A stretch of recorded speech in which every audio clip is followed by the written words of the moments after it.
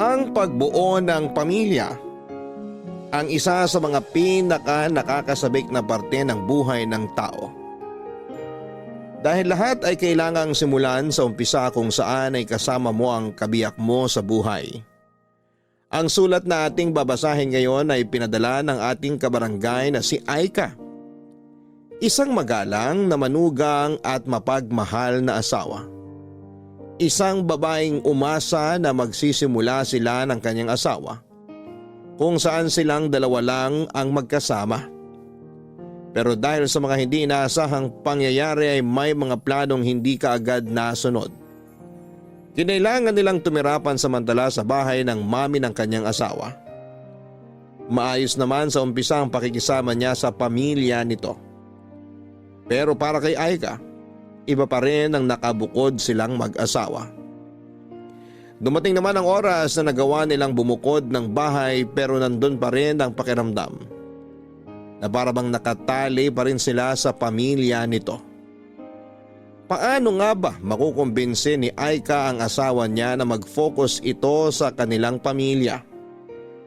May mali nga ba sa gusto niyang mangyari para sa kanilang pamilya? Masyado na nga ba siyang nagiging makasarili? Gusto mo na bang malaman kung bakit mas pinili ni Aika na bumukod silang mag-asawa ng bahay? Handa ka na bang mainis at maiyak sa kwento ng buhay niya? Minsan ba ay nakasamaan mo na rin ang loob ang pamilya ng kapareha mo? Nagawa mo bang makipag-ayos sa kanya? Si Aika kaya? Paano niya pinili ang desisyon na gagawin niya para sa kanyang sariling pamilya? Malalaman natin ang landas na pinili niya dito sa mga kwento ng pag-ibig, buhay at pag-asa sa nangungunang Barangay Love Stories. Matagal ko ng pangarap noon na magkaroon ng sariling bahay kung saan ay makakasama ko ang pamilya ko. Yung pamilya ko na nagsimula at nabuo ng dahil sa wagas na pagmamahalan. Pero hindi naging madali para sa akin bago ko natupad ang pangarap na yon. Napakarami ko ring pinagdaan ang pagsubok para lamang masabi ko na tuluyan na kaming naging masaya ng pamilya ko. Dear Papa Dudut, itago niyo na lamang po ako sa pangalang Aika. 37 years old at nakatira dito sa Cavite. Ang pakikinig sa radyo ang halos araw-araw na libangan ko dito sa bahay. Lalo na kapag wala akong ibang kasama. At kailanman ay hindi naalis sa inyong istasyon na Barangay LS 97.1 ang radyo namin. Pinaka-paborito ko rin ang programa ninyo na Barangay Love Stories. Dahil palaging may life lesson na naiiwan ng bawat istorya na inyong iniere. At sana'y makapag-iwan din ng aral sa ating mga tagapakinig ang kwentong ito ng buhay ko. Nakilala ko ang first boyfriend ko si Ponzi sa isang church service. Maraming taon na ang nakalipas. Sa unang beses pa lamang na nagkwentuhan kami ay magaan ang loob ko sa kanya. Kaya nga nasundan pa ang araw na nagkita at nagkasama kami. Nauwi yon sa ligawan, nasundan ng ilang taon na relasyon. At nauwi sa planong pagpapakasal, Papa Dudut.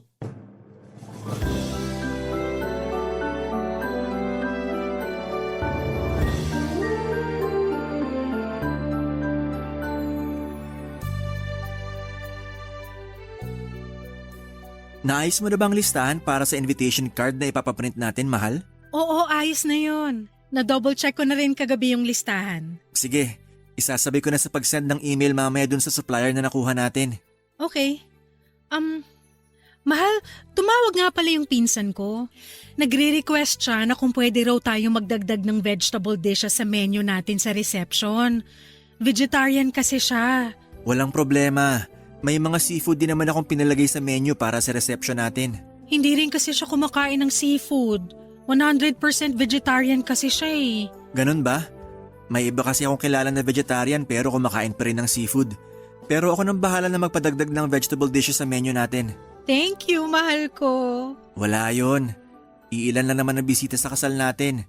Kaya gusto ko na ma-enjoy nilang espesyal na araw sa buhay natin.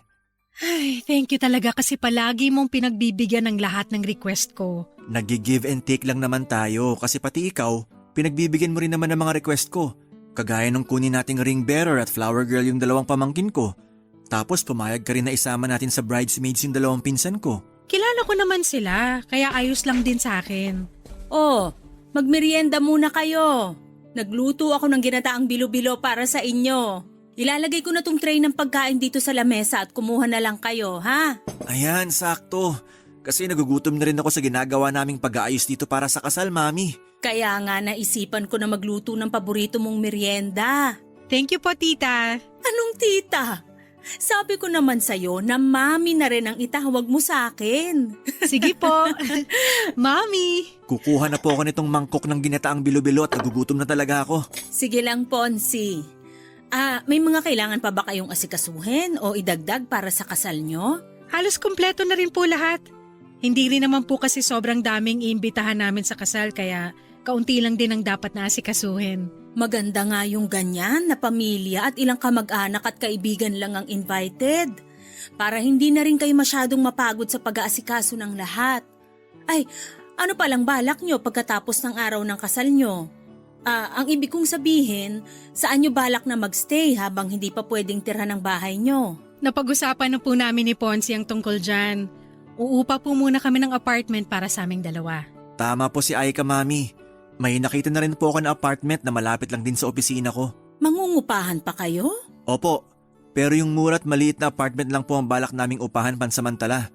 Para rin po makatipid kami kahit paano sa gastos. Kung nagtitipid pala kayo, bakit hindi na lang muna kayo dito tumira sa bahay natin? Mas makakatipid kayo kaysa umupa pa kayo ng apartment. Tapos kapag naayos na yung bahay na pinapagawa nyo, saka kayo lumipat doon. Pwede naman po pero ang napag-usapan po kasi namin ni Ponsi, uupa na lang muna kami ng apartment para hindi kami sumiksik dito sa inyo. Ay malaki tong bahay namin, kaya wala kang dapat alalahanin. Wala rin namang ibang gagamit ng kwarto ni Ponsi kapag umalis siya, kaya dumito na lang muna kayo. Kesa magbayad kayo ng pang-upa sa apartment, idagdag nyo na lang yung pambayad dun sa pinapaayos nyong bahay. Alam mo, mahal, tama si Mami. Dito na lang muna tayo sa bahay namin pagkatapos ng kasal natin. Magre-resign ka na rin naman sa trabaho mo, di ba? Oo. Sakto. Hindi ka maboboard dito sa bahay kasi makakasama mo si Mami at ang mga kapatid ko kapag nasa trabaho na ako. Ano, ayos lang ba sa'yo? Sige, ayos lang. Walang problema sa akin, mahal. Papadudot ilang buwan ding nanligaw noon sa akin si Ponsi. Siya pa nga nagsabi na gusto niyang makilala ang mga magulang ko na noon ay nakatira sa Bulacan. Taga Bulacan kasi talaga ako at sa Cavite lang ako na-assign na magtrabaho. Kaya doon na rin ako halos tumira. Nang dalhin ko siya noon sa Bulacan at pinakilala sa mga magulang ko bilang manliligaw ko, kagad siyang nagustuhan ng mga ito. Natuwa sila kasi pala kwento daw si Ponsi at napaka-komportable nilang kausap ito. Pagkalipas ng isang linggo pagkatapos ko siyang ipakilala sa mga magulang ko ay sinagot ko na rin si Ponsi, Papa Dudut.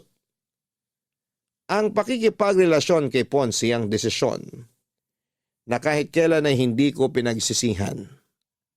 Wala kasi siyang ibang pinaramdam sa akin kung hindi puro pagmamahalang. Ang dami niya na ring naging plano noon para sa future namin. Sa first anniversary nga namin, nagulat ako sa naging regalo niya sa akin. Kumuha na pala siya ng bahay na hinuhulugan para sa aming dalawa. Halos maiyak ako noong gabi na yon kasi pakiramdam ko. Parang nananaginip lamang ako. At ilang buwan ang lumipas, nagplano na rin kami na magpakasal. Dahil hindi pa maayos ang bahay namin noon ay tumira muna kami sa bahay ng mami ni Ponsi kasama ang kapatid niya, Papa Dudut.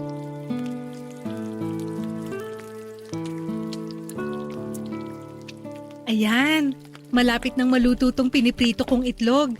Ang bango naman ng niluluto ng asawa ko. Anong mabango rito? Pritong itlog lang to. Hindi pala yan yung mabangong naaamoy ko.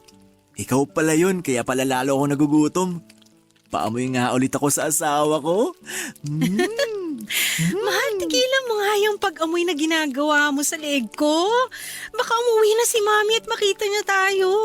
Ano naman kung makita tayo ni Mami? Mag-asawa naman tayo eh. Mahal, nakakahiya pa rin. Tsaka may pawis na ako kasi ang dami kong niluto para sa almusal natin. Ang aga mo ngang nagising, mahal. Hindi na kita na malayang umalis sa tabi ko. Naghihilig ka pa kasi kanina nung magising ako. Tapos ayan, nakapagluto na ako ng tosino, sinangag at itong mga sunny side up egg. Teka, ilalagay ko lang tong luto ng itlog sa plato. Napakasipag naman talaga ng mahal ko. Pero nahirapan ka bang makatulog dahil sa paghilig ko? Hindi ka naman malakas sumilik, mahal. Huwag ka mag-alala. Akala ko napupuyat kita dahil sa lakas ng hilig ko eh. May oras na nagigising ako sa madaling araw pero nakakatulog din naman ako kagad. Kapag gano'n na nagigising ka ng dahil sa hilig ko, tapikin mo lang ako kahit sa braso. Kahit ilang tapik pa hanggang sa maalimpungatan ako tumigil sa paghilik. Basta wag mo lang akong sasampalin ng malakas ha. Grabe ka naman! Hindi ko naman kailangan gawin na sampalin ka pa para lang huminto ka sa paghilik mo. Baka lang kasi naiinis ka kasi nga napuputol yung sarap ng pagtulog mo. Nasanay naman na ako kaya hindi mo kailangan na mag-alala ng ganyan. Masasanay ka talaga kasi araw-araw na tayo magtatabi sa kama. Teka, magbabanyo lang pala muna ako. Sige, patapos naman na ako rito. Ipagtitimpla na rin kita ng kape mo. Okay na siguro tong 5 pritong itlog para sa amin. Ilalagay ko na sa lamesa tong plato ng mga pinrito kong itlog. Ang bilis namang uminit sa labas ngayon, oh. Oh, Aika. Hi, Mami! Saan po kayo galing? Sa Zumba session sa may clubhouse. Kapag ganitong araw ng linggo, maaga talaga akong pumupunta doon para magpapawis. Kaya po pala nung gumising ako kanina, nakita ko po kayong lumabas ng bahay. Oo, maaga rin kasi talaga kaming nag-uumpisa para hindi gaanong abutan ng sikat ng araw. Kung gusto mo, pwede ka ring sumama sa akin doon. Magandang exercise ang Zumba para sa katawan natin. Naku, wala po akong hilig sa mga Zumba o exercise pero sige po. Sasama po ako minsan kapag sinipag ako. Sakto rin po ang uwi niyo kasi katatapos ko lang po magluto ng almusal natin. Naku, hindi pala kita nasabihan tungkol sa almusal ng mga anak ko. Bakit po? May mali po ba sa niluto ko? Ay, yung dalawang nakababatang kapatid kasi ni Ponzi, magkaiba sila ng gustong luto sa itlog. Yung isa, gusto niya na puro egg white lang. Yung bunso ko naman, gusto niya na yung egg yolk lang ang para sa kanya. Kaya kailangan na magkahiwalay ang prito ng egg white sa egg yolk. Since luto na to mga to, hindi po ba pwede na ihiwalay na lang natin yung egg yolk sa egg white? Naku, hindi nila kakainin kapag ganun ang ginawa natin. Pero sige, ako na lang ang magpiprito mamaya ng para sa kanila. Sigurado naman ako na hindi pagising yung mga yon. Kukuha lang ako ng pamalit kong damit para makaligo na rin muna ako.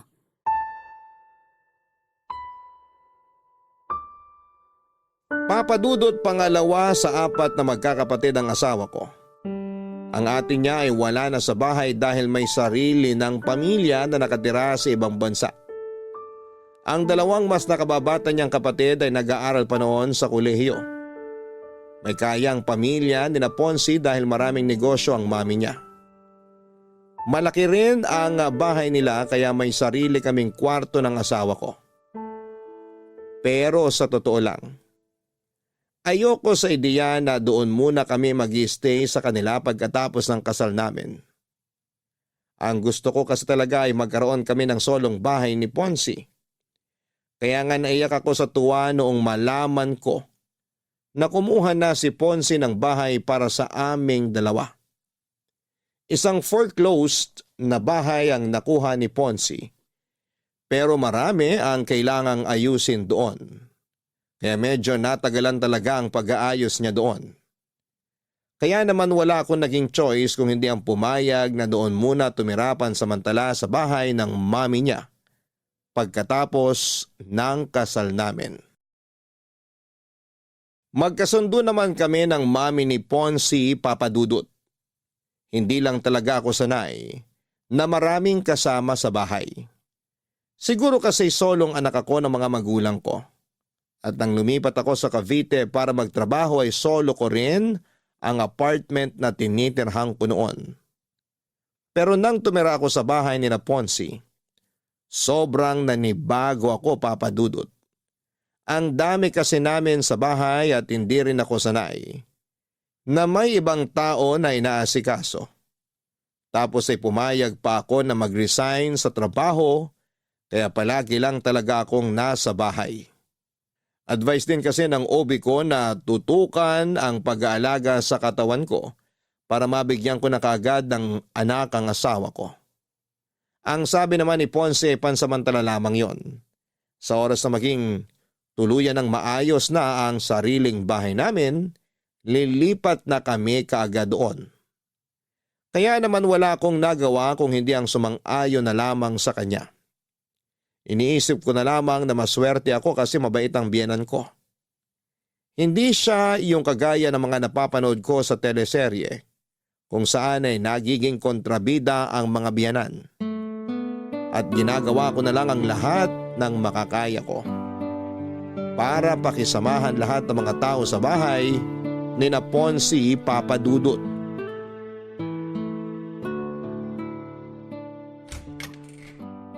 Ay, buti na lang wala masyadong traffic pa uwi. Mabuti naman at nakauwi ka na, mahal. Akala ko nga maiipit pa ako sa traffic kasi Friday ngayon. Oo nga, tapos araw din ng sweldo kaya ina-expect ko rin na mas late ka pang makakauwi. Gusto ko na nga matapos ang meeting namin kanina kasi naantok na rin talaga ako. Nagugutom ka ba? Hindi. Sigurado ka? Pwede ko namang iinit yung dinner namin na tinola kanina. Busog pa ako. Kasi umorder din ng pizza yung manager namin kanina. Kaya may pagkain kami habang nagmi-meeting. Yun talagang dahilan kung bakit inantok ako. Kasi nabusog ako dun sa pizza. Ay, makahiga nga muna dito sa kama natin. Sandali lang, ikukuha muna kita ng pambahay. Mamaya na. Huwag ka munang umalis dito sa tabi ko. Hindi ka ba muna maliligo o magpapalit ng damit? Mamaya na. Payakap muna ako sa asawa ko. Ito, yayakapin kita ng sobrang higpit. Ay, ang sarap naman talaga ng yakap ng asawa ko. Nakakawala ng pagod. Gusto mo yung massage kita? Mamaya na lang, mahal. Mas gusto ko magpahinga dito sa mga yakap mo. Bakit nga pala gising ka ng ganitong oras? Pasado 11:00 na rin ah. Ang totoo, kanina ko pa rin gusto magpahinga pero hindi ako makatulog. Bakit? May masakit ba sa'yo? Masama ba pakiramdam mo? Walang masakit sa akin at ayos lang din ang pakiramdam ko. Ano lang, nasa kwarto kasi ngayon ng bunsong kapatid mo yung mga kaibigan niya. Mga kaklase niya yata yun. Ah, oo. Mga kaklase niya nga yun. Nabanggit ni Mami kahapon na may kailangan silang tapusin na research paper, kaya mag-overnight sila dyan. Masyado ba silang maingay kanina? Medyo maingay nga sila. Puro lalaki kasi sila doon sa kabilang kwarto tapos ang lalakas pa ng boses nila. Nag-video game pa nga yata sila kasi ang lakas ng sound ng TV nila doon. Hindi ko nga alam kung nagawa ba nila yung sinasabi mong research paper nila. Pasensya ka na sa kanila, mahal. Medyo maingay talaga sila kapag magkakasama. Okay lang naman pero sana naisip nila na may iba pa silang kasama dito sa bahay. Katabi pa naman natin yung kwarto nila kaya rinig ko talaga yung mga ingay nila. Gusto mo ba nakausapin ko yung kapatid ko bukas? Wag na, hindi naman na kailangan kasi tumahimik naman na sila bago ka dumating. Tsaka hindi lang siguro ako sanay na may ganun kaingay sa gabi. Siguro nga, mahal. At kapag naulit pa yung pag-iingay nila ng 10 oras ng gabi, kakausapin ko na talaga siya. Pero wag mo siyang aawayan kasi baka magkaroon kayo ng issue ng dahil sa akin. Oo, hindi ko gagawin yan. Alam mo naman kung gaano ako kahinahon kapag may gusto kong ayusin na gusot sa ibang tao. Pwede rin naman nasanayin ko na lang muna ang sarili ko sa ingay nila. Minsan lang naman sila pumunta dito sa bahay, 'di ba? Kapag sem break nila, mas madalas sila dito sa bahay, mahal. Ganun ba? Sige, mukhang kailangan ko na rin talagang masanay sa ingay nila. Pasensya na talaga, mahal. Basta kapag naulit pa to, kakausapin ko ng kapatid ko para hindi nila maistorbo ang pagpapahinga mo. Papa Dudut, bukod sa naninibago ako, Dahil may mga ibang kasama kami sa bahay, nahirapan din akong makisama sa mga kapatid niya. Dahil mga estudyante pa sila ng panahon na yon.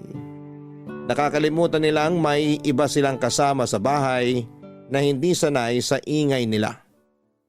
Madalas akong napupuyat lalo na kapag nag-i-sleep over ang mga kaibigan ng kapatid niya sa bahay. Hindi ko nga alam kung paano nakakatulog kaagad si Ponzi kahit maingay sa bahay. O baka dahil sanay na siya sa mga ganong ingay ng kapatid niya at mga kaibigan nito. Bukod doon ay nagiging issue ko rin ang pagiging makalat ng mga ito sa bahay. Lalo na kapag wala pang biyanan ko. Ayoko kasi talaga na makalat sa lugar kung saan ako nakatira. Kaya mabilis na umiinit ang ulo ko kapag nakikita ko na wala sa tamang lalagyan ng mga sapatos o tsinelas na ginagamit nila. Pati na ang pagliligpit ng pinagkainan nila ay madalas na ako ang gumagawa. Kasi kung hindi ko gagawin yon ay tatambak lamang yon sa lababo hanggang sa hapunan. Pero tiniis ko na lamang ang lahat ng yon bilang pakikisama sa kanila. Hanggang sa dumating ang panahon na sa wakas ay nagdalang tao na rin ako, Papa Dudut.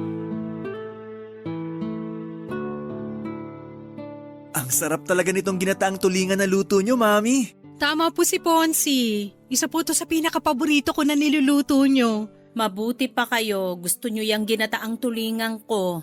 Yung dalawang kapatid kasi ni Ponzi, nag-order pa ng pagkain para doon kainin sa mga kwarto nila. Hindi kasi talaga nila gusto kapag yan ang niluluto ko. Kaya po pala hindi sila sumabay sa atin na maghapunan.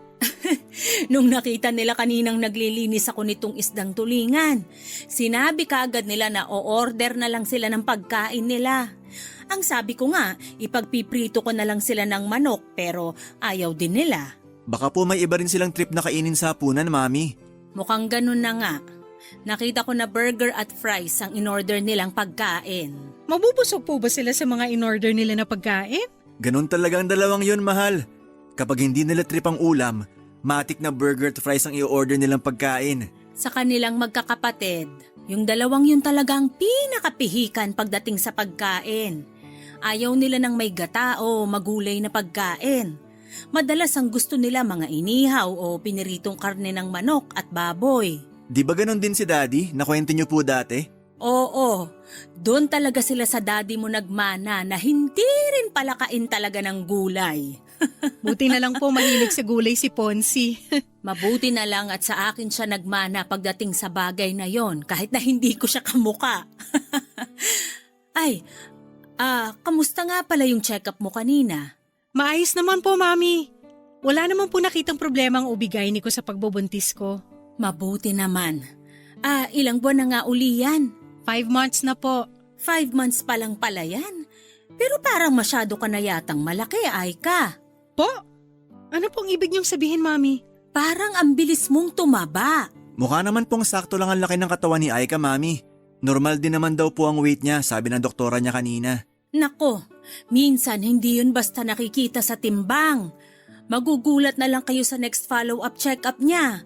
Kailangan ng bantayan ng mga pagkain ni Aika. Nung magbuntis kasi ako, hindi talaga ako lumobo ng sobra. Halos tiyan ko na nga lang ang lumaki sa akin nun. Nakita ko nga po yung ibang picture niyo nung pinagbubuntis niyo yung bunsong kapatid ni Ponzi. Grabe, ang payat niyo pong magbuntis talaga. Hindi kayo sobrang tumaba o kahit na manas man lang? Sexy talaga magbuntis si Mami. Lahat ng mga pregnant photos niya, parang hindi siya buntis kapag tinakpan ang tiyan niya. Mahilig din kasi kung mag-exercise kahit buntis ako. Kaya nga ikaw, Aika, sumama ka na sa akin minsan sa clubhouse kapag Sabado at Linggo ng umaga. May mga light Zumba session naman sila para sa mga buntis na kagaya mo. Pwede nga yun, mahal, no? Sabi naman ni doktora kanina, pwede ka ng mga light exercise. Makakatulong din daw yun para hindi ka mahirapang manganak. Ayun naman pala! May advice na rin sa'yo ang doktora mo kaya sumama ka na sa akin sa Sabado. Ipapakilala kita dun sa mga kumari at kaibigan ko. Sigurado ko na mag-i-enjoy ka rin kapag nasubukan mo ng isang beses. Wala po kasi talaga akong hilig sa ganyan. Subukan mo lang, mahal. Feeling ko mag-i-enjoy ka rin kapag nakasanayan mo na. Tingnan mo si Mami, mas mukhang bata kaysa sa edad niya. Nakakabata naman kasi talagang kahit na anong klase ng exercise. Kaya samahan mo na ako kahit minsan lang na magsumba, ay ka. Sige po, Mami. Sasamahan ko po kayo sa Sabado. Papa Dudut, nung una talaga ay sinubukan ko rin na isuggest kay Ponce na kumuha muna kami ng pansamantalang apartment. Kasi ayoko talaga sa ideya na doon kami tumira sa kanila. Pero nang sabihin niya na malaki ang matitipid namin, kung doon muna kami sa biyenan ko ay wala na akong naisip na pwedeng idahilan para hindi sumang-ayon sa kanya. Tama naman kasi ang sinasabi niya na malaki ang matitipid namin. Malapit kasi ang bahay nila sa opisina kung saan siya nagtatrabaho. Kaya wala talaga akong choice kung hindi ang pakisamahan ng lahat ng kasama namin sa bahay. Kaya lang, mula nang magbuntis ako ay parang lalong kinailangan kong magdagdag ng mahabang pasensya sa bahay na yon. Naging madalas kasi ang pakikialam ng biyenang ko sa pagbubuntis ko. Pati na ang paglaki ng katawan ko ay pinupunan niya. Kahit pa ilang beses na naming sinabi na normal naman ang timbang ko. Samantalang ang mga magulang ko ay bihirang magbigay ng kahit na anong paalala na alam nilang pwedeng makaapekto sa damdamin ko. Bilang isang buntis, nagiging emosyonal talaga ang isang babae. Mabilis kaming mainis, masaktan o maiyak. Kaya naman ilang beses kong pinigilan na magpakita ng kahit na anong inis sa tuwing kaharap ko ang biyenang ko na may sinasabing hindi masyadong maganda, Papa Dudut. Papa Dudut, ang mami halos ni Ponce ang kasama ko sa ilang buwan ng pagbubuntis ko. Malayo kasi ang mga magulang ko kaya minsan lang silang makadalaw sa Cavite. Pero madalas naman silang tumatawag para kumustahin ako. Laking pasasalamat ko na lamang din at nagsilang ako ng napakalusog na baby. Nang makauwi kami sa bahay ni na Ponce, naging masikaso naman kahit papaano sa akin ang mami niya. Ayun nga lang, napipilitan akong sumama kay mami ng ilang beses sa pagsusumba niya sa clubhouse. Kahit na hindi ko to nai-enjoy talaga. Kasama rin namin si baby na noon ay pinapasyal at pinapaarawan naming saglit. Hindi man ako kasing payat ni mami, hindi naman ako sobrang taba pagkatapos kong manganak noon. Pero palagi niyang pinapaalala na kailangan ko pa rin ng mga light exercise. Tapos may mga oras pa na naiistorbo ng ingay ng mga kapatid niya ang pagpapahinga ko dahil sa ingay kasama ng mga kaibigan nito.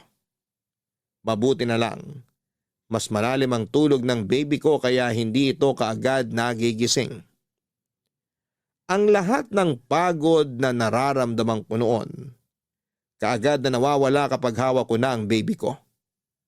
Totoo pala yung sinasabi nila na ang pagkakaroon ng anak ang isa sa mga pinakamasayang bahagi ng buhay ng isang babae.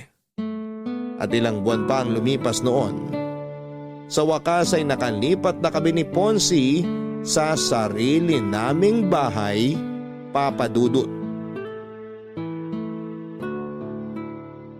Sa wakas, naiayos ko na rin tong sofa dito sa sala. Wala na kaming malaking gamit na naiwan sa labas ng bahay. Pwede na akong maupo at makapagpahinga muna dito. Ay, sumakit ang likod ko kakabuhat ng malalaking gamit namin ah. Mahal, ito na ang kape at banana bread. Magmerienda ka muna. Ilalagay ko na sa lamesa tong merienda natin ha, kumuha ka na lang. Sakto, mahal. Nagugutom na rin talaga ako. Ang ganda ng pagkakaayos mo ng mga gamit dito sa sala, mahal. Mabuti at nagustuhan mo ang pagkakaayos ko dito. Oo, sakto ang pwesto nitong sofa at yung lamesa dito sa sala. Pati na yung TV stand dyan sa harapan natin. Relaxing ang pwesto ng panonood natin habang nakaupo tayo dito sa sofa. Ang bibigat nga din ng mga gamit na pinaasa ko kanina. Lalo na tong sofa. Sabi ko naman sa'yo, wag muna tayong bumili ng malalaking gamit kanina sa mall. Ayos lang. Kasi importante na malagyan na ng mga gamit ng bagong bahay natin. Kaya pinagsabay-sabay ko nang bilhin kanina tong mga furniture at ibang appliances. Mahal, ang sarap nitong banana bread ah. Saan mo binili to? Diyan lang sa labas. Buti nga may malapit na bakery dito sa bahay natin. Hindi ako mahihirapang bumili ng pang-almusal o merienda natin. Mukhang masarap din yung iba nilang tinda na tinapay dun. Tapos may malapit din na sari-sari store na halos katapat lang ng bakery na nakita ko. Sakto. Hindi mo na kailangan pumunta sa malayo para makabili ng mga pagkain at iba pang kailangan dito sa bahay. Oo, kina mami kasi ang layo ng mga tindahan mula sa bahay nila. Kaya hindi ako masyadong nakakalabas noon. Kaya nga kapag nag-grocery si mami, maramihang supply na talaga ng pagkain at iba pa niyang kailangan ng binibili niya. Ayaw niya rin kasing lumabas-labas ng bahay kasi malayo talagang tindahan dun sa bahay eh. Sa bagay, nakakatamad talaga na maglakad ng malayo kung toyo o suka lang naman ang bibilhin mo. Mahal. Pasensya na pala kung hindi na ako nakatulong sa pag-aayos dito sa sala. Ang tagal kasi bago nakatulog ni baby sa kwarto. Ayaw niyang tumigil sa pag-iyak mula nang makauwi tayo galing sa mall. Narinig ko nga. Mukhang naninibago pa rin siya hanggang ngayon dito sa nilipatan natin. Pangatlong araw pa lang din kasi natin ngayon, kaya sigurado kung nakakaramdam pa rin siya ng pagbabago sa paligid niya. Pero grabe, ang sarap sa pakiramdam na nakatira na tayo sa sarili nating bahay. Simula pa lang to, mahal. Simula pa lang to ng pagtupad natin sa mga pangarap natin. Oo, sa wakas. Mas nararamdaman ko nang naaabot natin ang mga plano at pangarap natin. Pasensya na, mahal, kung medyo na-delay ng konti ha. Hindi mo kailangang humingi ng pasensya. Dahil alam ko naman na ginagawa mo ang lahat para sa pamilya na to. Basta babawi ako sa inyo ng anak natin, mahal. Ito na ang totoong simula ng pagtupad ko sa mga pangako ko sa iyo bilang asawa mo.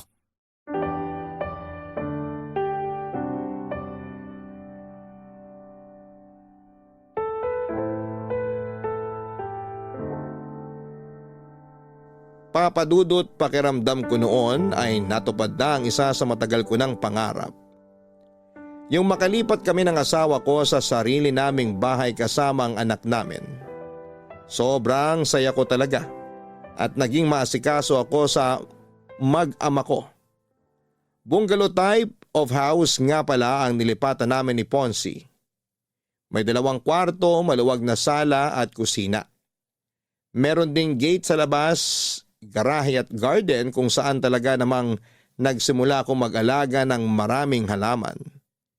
Maaga rin akong gumigising noon para mag-asikaso kay baby at sa almusal ng asawa ko.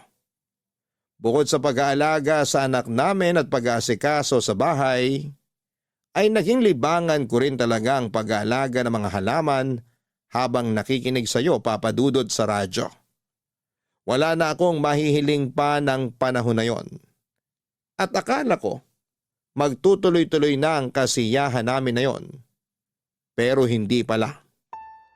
Dahil nagsimula ang pagtatalo namin ni Ponzi nang magdesisyon siyang ganapin ang first birthday ng baby namin sa bahay ng mami niya, Papa Dudut.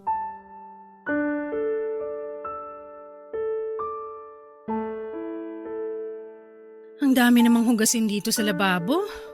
Makapaghugas nga muna. Mahal? Anong ginagawa mo dito sa kusina? Hindi mo ba nakikita? Maghuhugas ako oh. Oo nga, nakikita ko. Ang ibig kong sabihin, bakit ikaw ang gumagawa niyan? Nakita ko kasi natambak yung mga hugasin dito sa lababo kaya inasikaso ko na. Tsaka hindi naman ako hahanapin sa sala kasi nandun si baby kasama ang mami mo at ang mama ko. Ay, ang dami naman mga baso rito.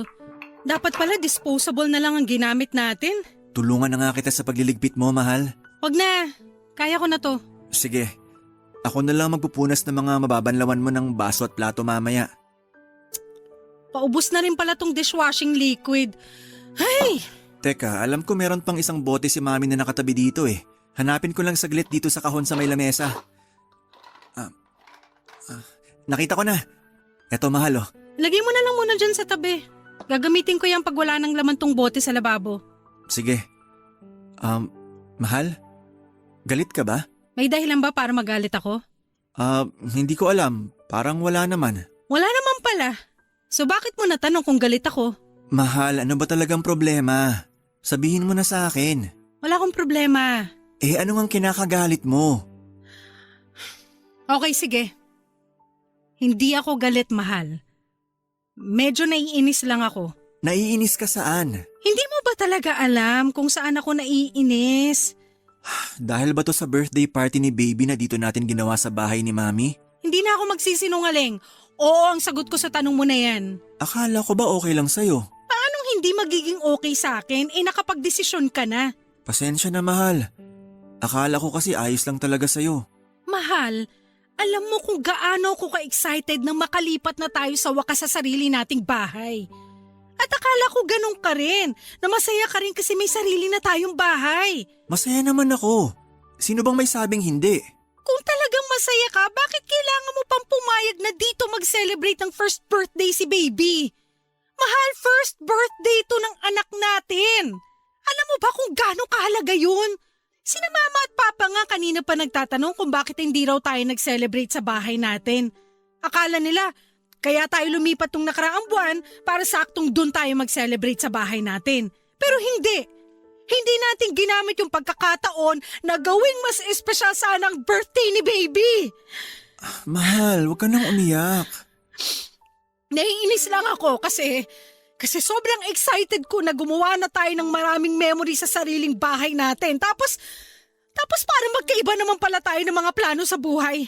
Parang hindi ka naman talaga masayang tuparin lahat ng pangako mo sa akin. Mahal, hindi totoo yan. Sorry na. Matagal na rin kasing naplano ni Mami tong birthday party ni baby. Pero ito, promise ko sa'yo, sa mga susunod na birthday party niya, doon na natin palagi gagawin sa bahay natin. Hindi na tayo magsa-celebrate sa ibang lugar.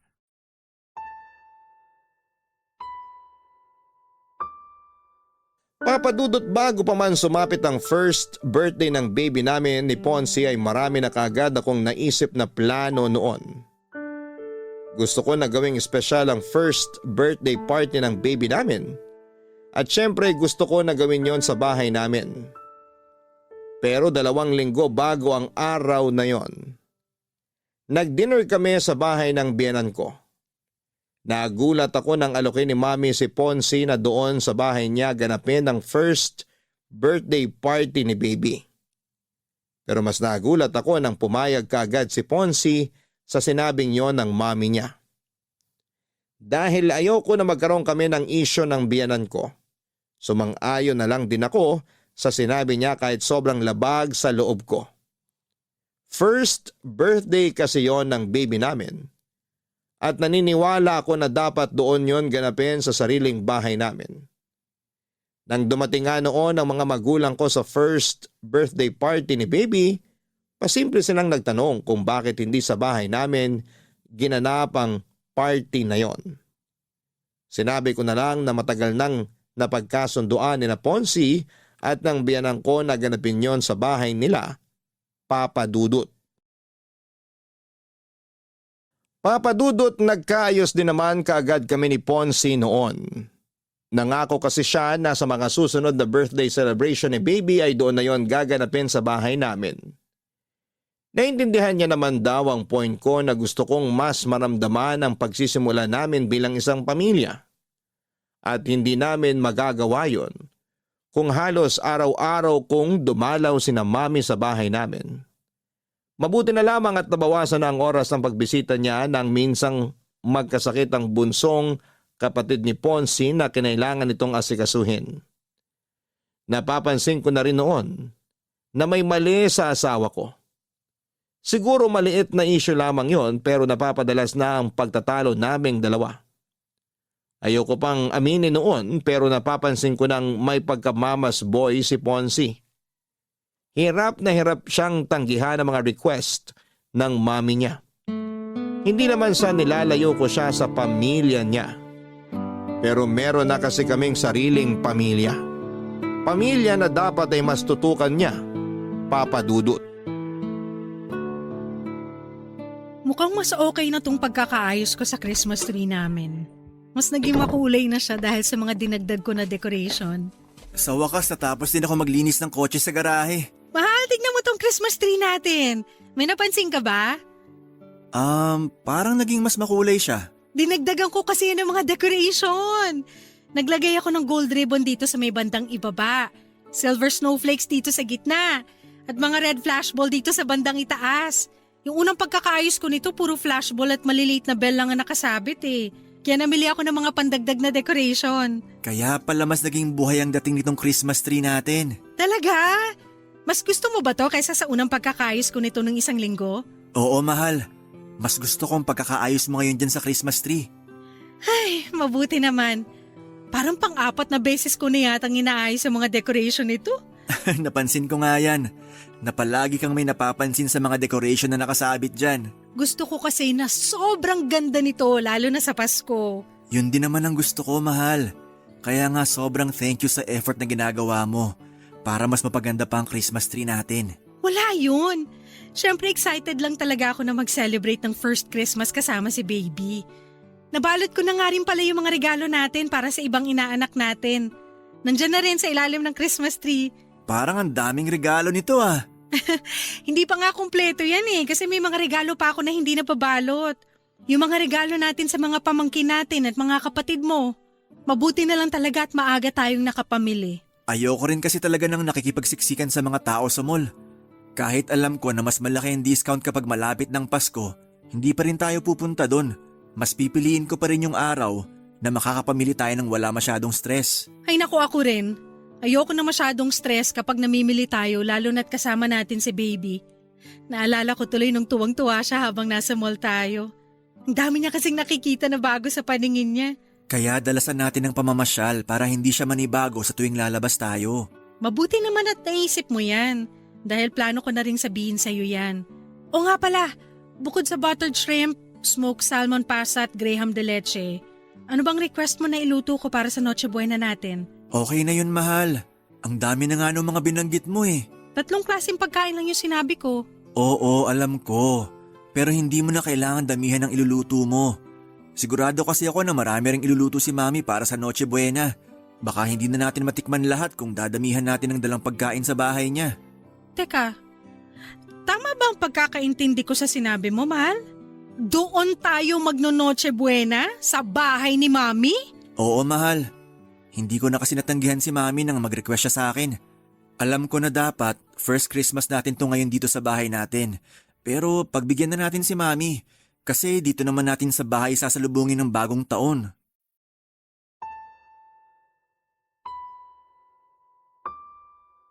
Papadudot na gulat ako nang sabihin ni Ponce na doon kami magpasko sa bahay ng mami niya. First Christmas celebration dapat namin yon sa sarili naming bahay. Pero mas pinili niya na gawin yon sa bahay ulit ng mami niya. Ang nakakainis pa doon, yung paggawa niya ng desisyon na hindi man lang tinatanong kung ayos lang ba sa akin. O siguro'y alam niya rin na hindi ako tatanggi pa. Kaya hindi niya na ako tinatanong pa. Sobrang nahirapan talaga akong itago ang inis na nararamdaman ko noon. Gustong gusto kong awayin ang asawa ko. Pero dahil ayoko na dumating ang araw ng Pasko na hindi kami magkasundo ay pinakalma ko na lamang ang sarili ko. Kahit paano ay kumalma naman ako nang mangako siya sa akin na dito kami sa sarili naming bahay magse-celebrate ng bagong taon. Tinupad naman ni Ponce ang pangako niya na yon sa akin pero ang hindi ko inaasahan noon. Kasama naming sasalubungin ng bagong taon ang mami at mga kapatid niya sa bahay namin, Papa Dudut. Salamat sa pag-aasikaso niyo sa amin ng mga kapatid ni Ponce, Aika. Walang anuman po, Mami. Sana po nag-enjoy kayo sa pagse-celebrate natin ng bagong taon dito sa bahay namin. Siyempre naman, ang sasarap ng mga hinanda mong pagkain. Sabi ko naman po sa inyo, mas masarap na magluto ngayon ng asawa ko eh. Napansin ko rin yan sa dami ng mga nakain ko kagabi. Masarap din po yung mga dala niyong pagkain. Ang dami pa nga pong natira dito sa amin. Ayaw niyo po ba talagang dagdagan yung pagkain na iuuwi niyo sa bahay niyo? Oo nga po, Mami.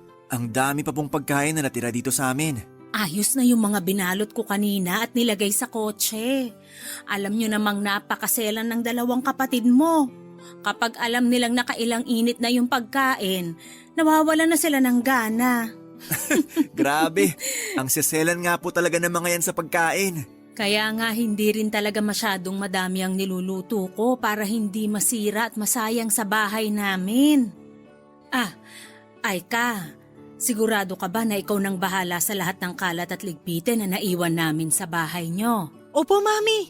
Kayang-kaya na po namin ni Ponce yun. Pasensya na at medyo naging makalat yung dalawang anak ko ha. Ayos lang po. Tuwang-tuwa naman si Baby sa kanilang dalawa kagabi. Oo nga po. Hanggang ngayon ang himbing ng tulog ni Baby sa kwarto namin. Namiss lang din ng mga kapatid mo yung anak mo. Kaya dalas-dalasan nyo sana ni Aika ang pagdalaw sa bahay. Sige po, Mami. Basta maluwag ang schedule ko, dadalaw po kami sa inyo. Mabuti naman kung ganon. O sige, pupunta na ako sa sasakyan namin at baka naiinip ng mga kapatid mo doon. Salamat uli Aika ha. Happy New Year sa inyo. Happy New Year din po, Mami. Mag-iingat po kayo. Bye-bye. Ako na magsasara nitong gate. Sige, mauna na akong pumasok sa loob ng bahay. Unahin ko munang linising itong mga nagkalat na unan at kumot dito sa sala. Mahal, ako na lang magliligpit ng mga pinagkainan natin sa lababo. Ikaw ang bahala.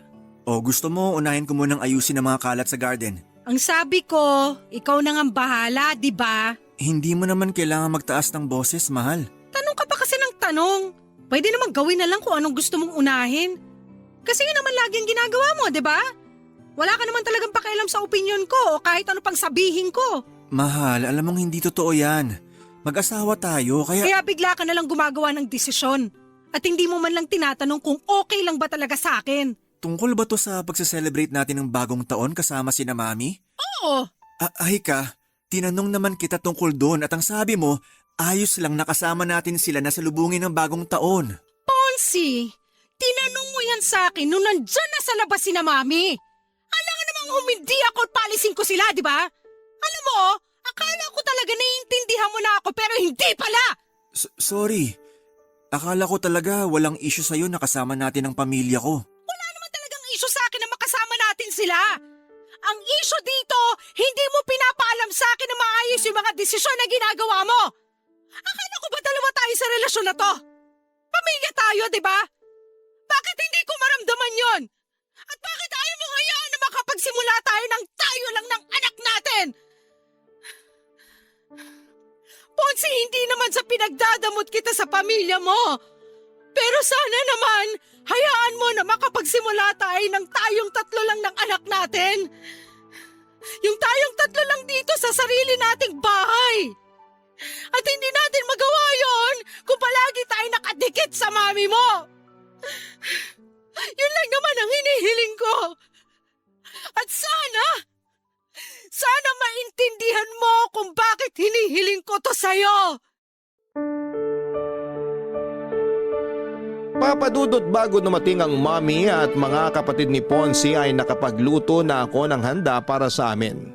Simple lang ang mga niluto ko kasi tatlo lang naman kami noon sa bahay. Yun pala ay mali ang inaasahan ko na mangyayari sa pagsalubong namin ng bagong taon. Nagulat na lamang ako ng bandang 8:00 ng gabi noon ay dumating ang biyenan at mga bayaw ko.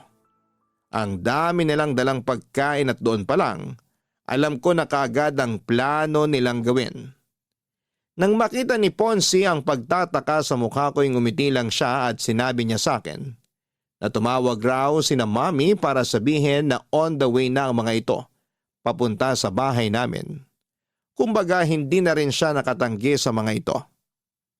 Wala naman akong pinakitang hindi maganda sa Mami at mga kapatid ni Ponce ng gabi na yon.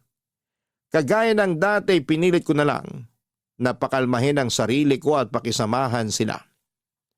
Pinilit kong gawing natural ang ngiti sa mga labi ko at ang tono ng boses ko sa tuwing kausap ko sila. At bago tuluyang sumikat ang araw kinabukasan ay nagpaalam na rin silang uuwi na sa bahay nila. Hanggang sa mga oras na yon, pinapakalma ko pa rin ang sarili ko. Kasi ayoko magkaroon kami ng issue ng manugang at mga bayaw ko. Mukha namang nag-enjoy sila noon sa bahay at hindi nila naramdaman na may inis na akong pinipigilan noon. Hindi naman sa nagiging unfair ako kasi parang nilalayo ko na si Ponce sa pamilya niya. Pero gusto ko lang talaga papadudot na maintindihan ni Ponce kung paano kami dapat na magsimula. Na hindi kami pwedeng laging nakadikit sa pamilya niya. Na dapat sinasali niya ako sa paggawa ng mga desisyon na makakaapekto sa akin at sa anak namin. Masasabi ko na yon ang pinakamalalang naging pagtatalo namin noon. Kasi pakiramdam ko, hindi niya pa rin ako sinasama sa bawat desisyon na ginagawa niya. Pagkatapos ng araw na yon ay sinuyo ako ni Ponce at humingi siya ng sorry sa akin, Papa Dudut. Inamin niyang naging pagkakamali niya sa relasyon namin. At nangako siya na mas magiging responsable siya bilang asawa ko at daddy ng anak namin. Masasabi ko naman na tinupad niya yon dahil pagkatapos ng araw na yon ay nagagawa na niyang tanggihan ang mga request ng mami niya na pumunta kami sa kanila. O kapag gusto nitong pumunta sa bahay namin, gumagawa ng dahilan ng asawa ko para hindi yon matuloy. Hindi naman namin sila iniiwasan sa lahat ng oras.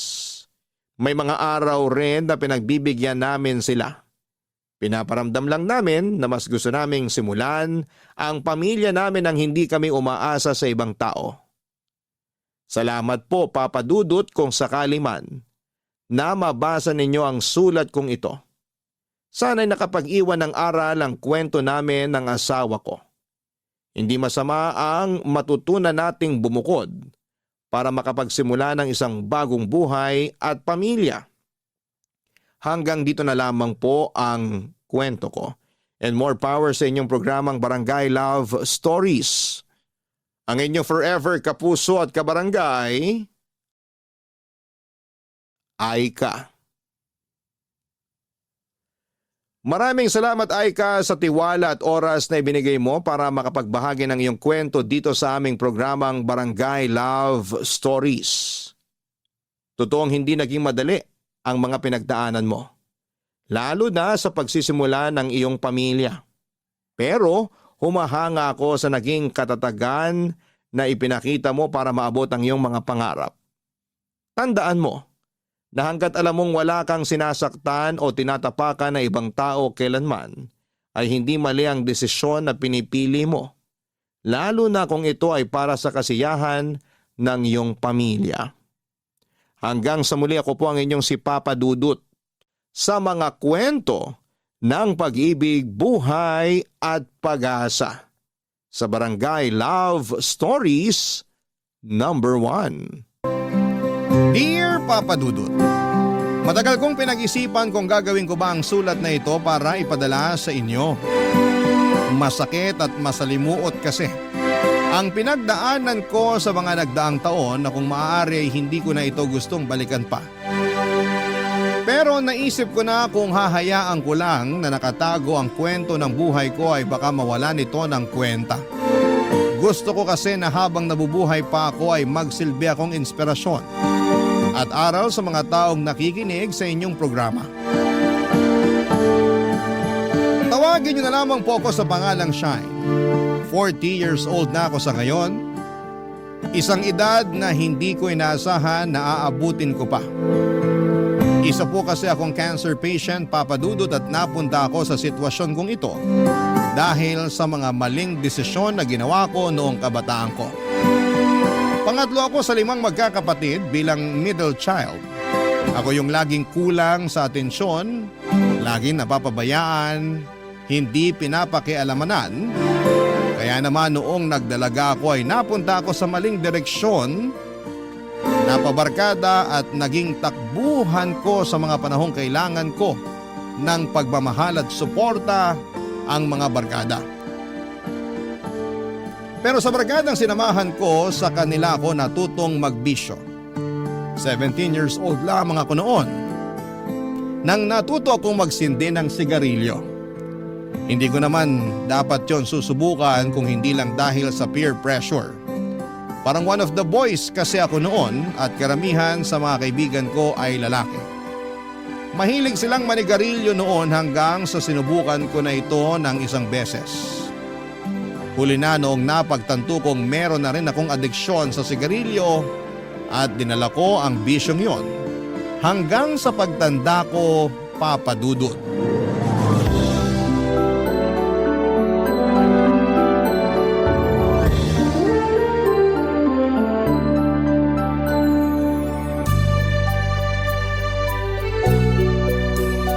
Ma! Mama! Kain na po tayo! Punta na kayo rito sa kusina! Nak, ang bango naman ang niluluto mo. Ano yan? Ano pa nga ba? Eh di paborito niyo po. Wow, tinolang manok na pagkarami-raming sayote. Opo, ma. Ay, teka. Ipaghihila ko po kayo ng upuan.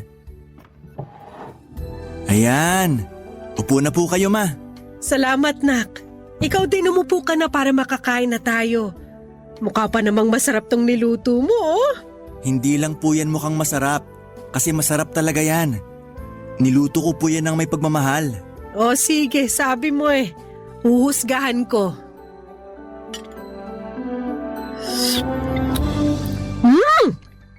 Totoo nga!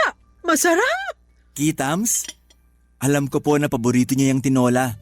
Kaya inaral ko talaga paano magluto ng masarap at may pagmamahal. Salamat, Nak, ha? Hindi mo ko pinababayaan. Ang bait-bait mo sa akin. Kasi po mama ko kayo. Kaya bakit ko kayo pababayaan? Naisip ko lang naman pero kaya ko namang sarili ko, anak. Kaya hindi mo na ako dapat masyadong alalahanin. Ma, saan na naman po papuntang usapang ito? Ang ibig kong sabihin, mag-girlfriend ka na, Nak. Kasi kung inaalala mo na wala magbabantay sa akin pag nagkaroon ka na ng...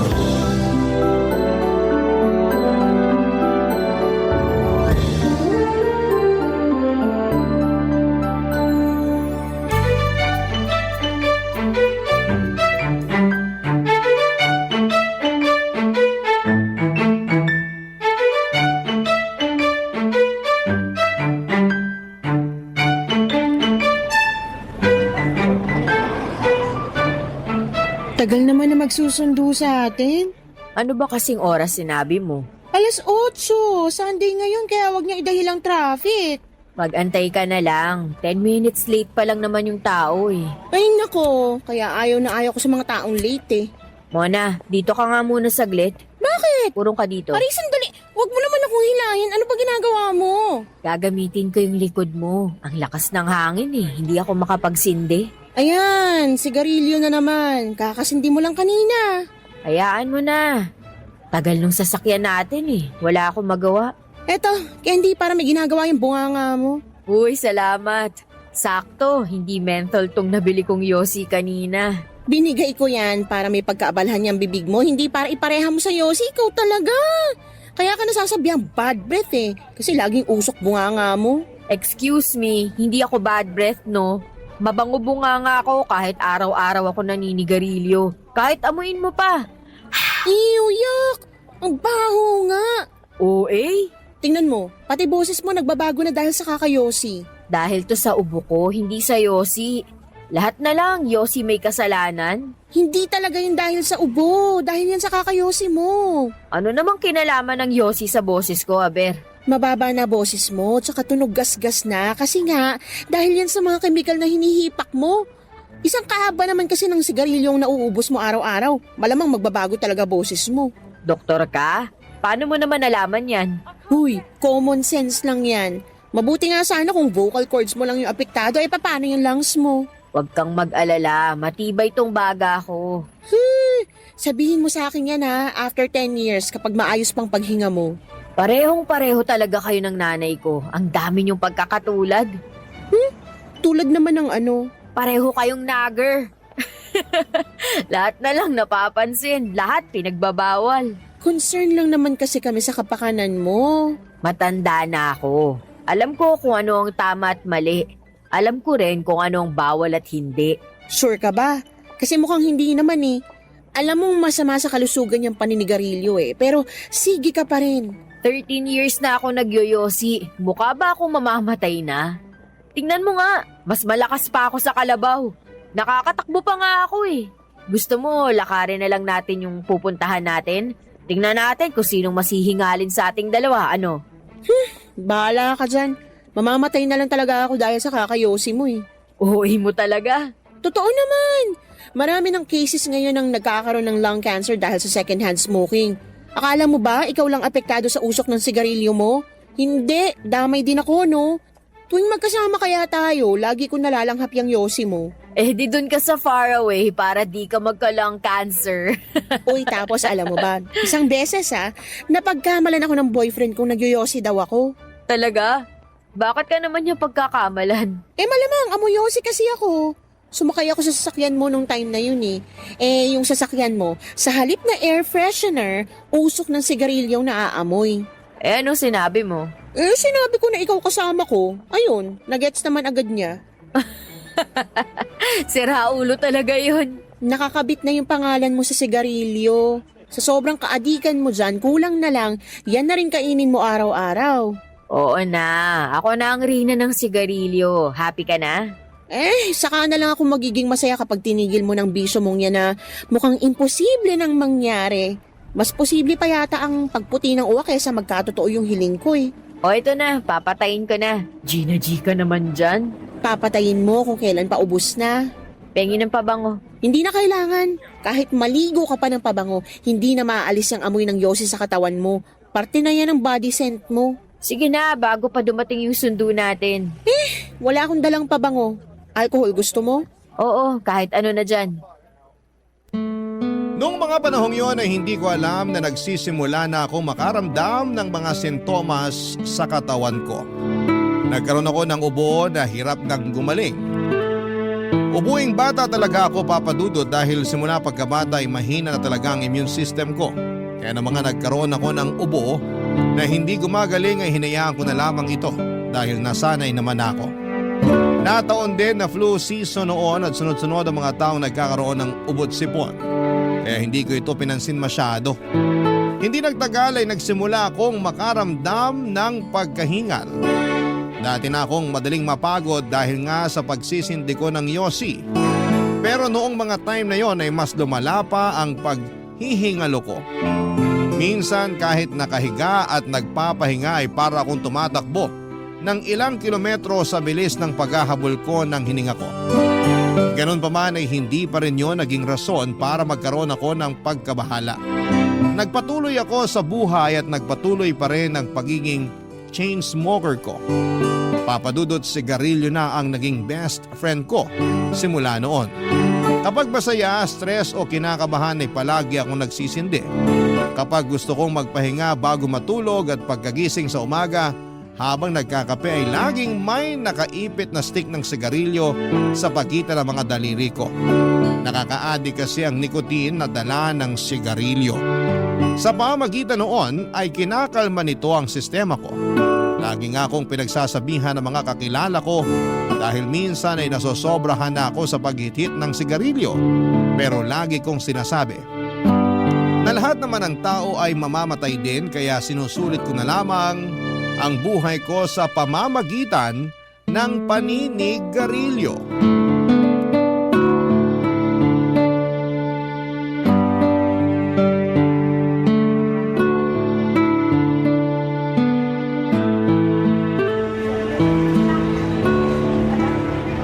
Tapos mo na ba yan?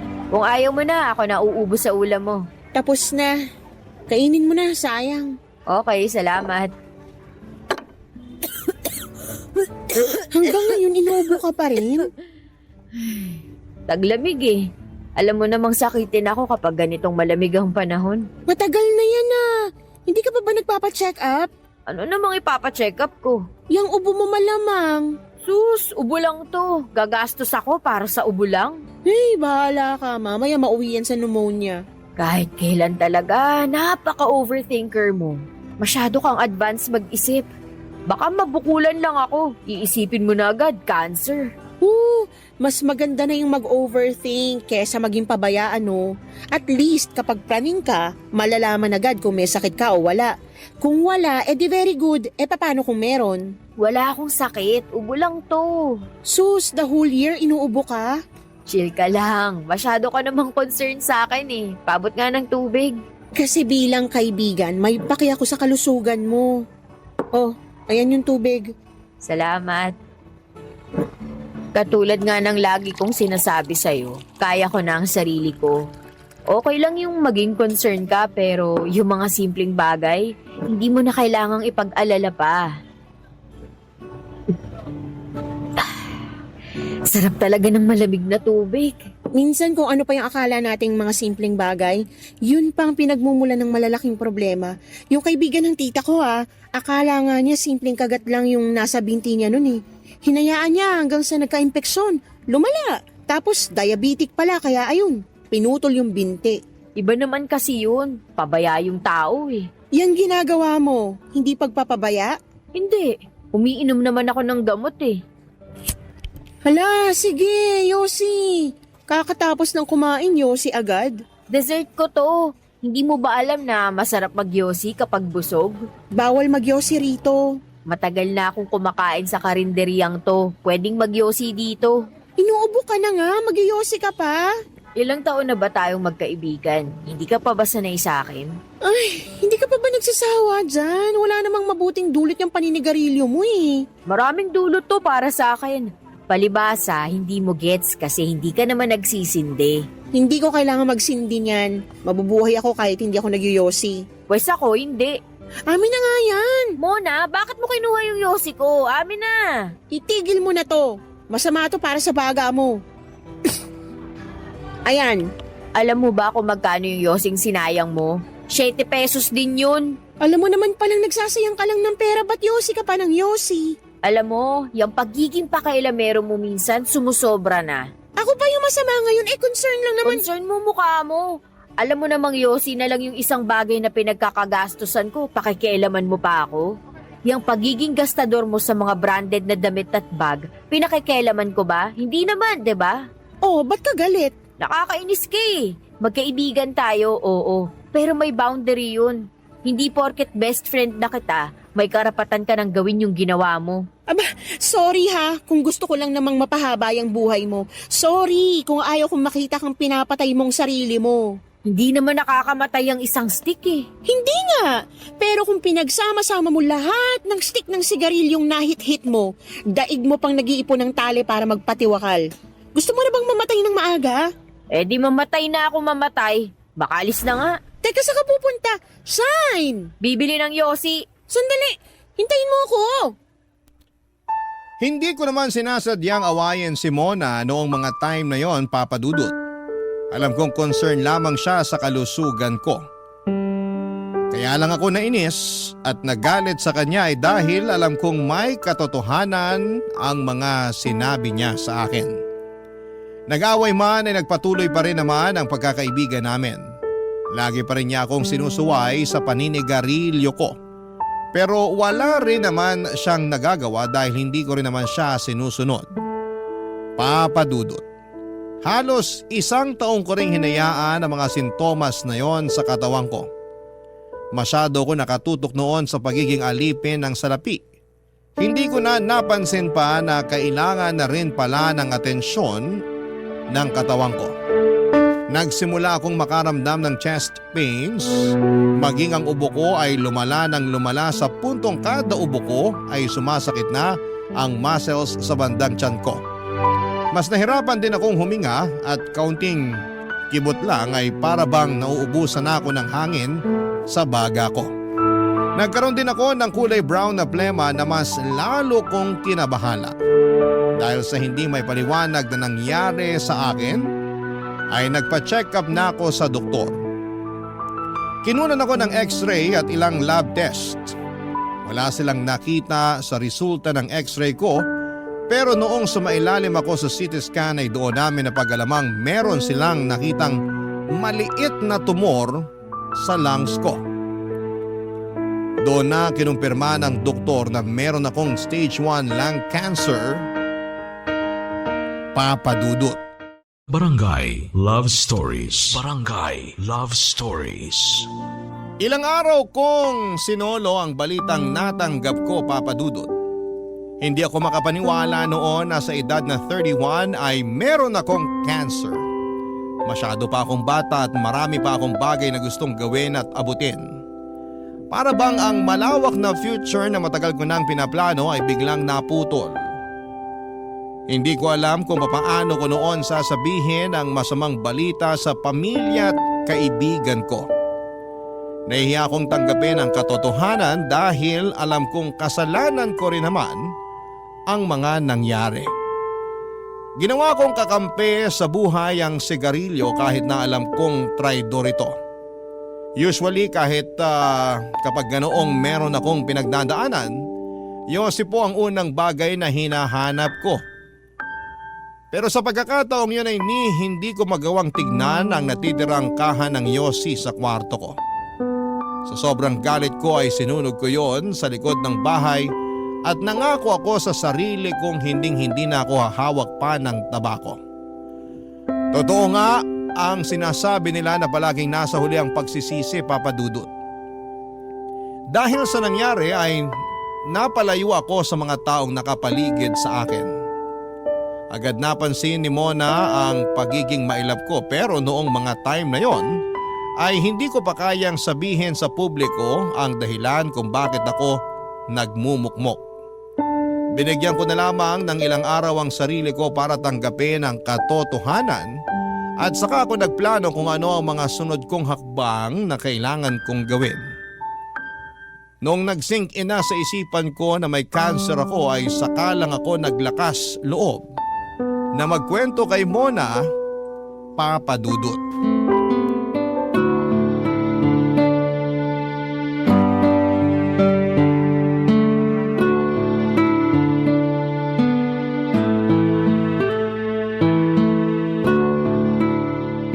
Eto, Juice. Magmerienda ka muna.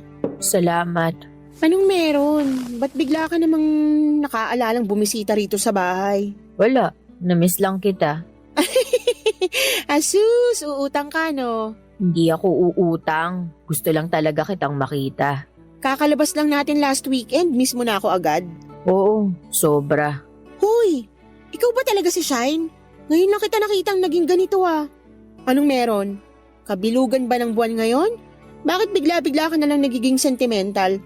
Sa tagal ng pagsasama natin, never mo pang inadmit sa akin na namimiss mo ko. Anong meron? Yung totoo. May natanggap akong balita nitong linggo lang. Anong klaseng balita? Galing ako sa ospital. Nagpa-check up na ako. Sinunod ko na yung gusto mong mangyari. O tapos? Ano yung findings? May cancer ako. Ano? Cancer? Anong klaseng cancer? Hulaan mo kung ano. Huwag mong sabihin lung cancer. Tumpak, tama. Lung cancer nga. Alam ko sasabihin mo. Ito na pala ako sa kakayosi ko. Hindi! Ba't ko naman sasabihin yun?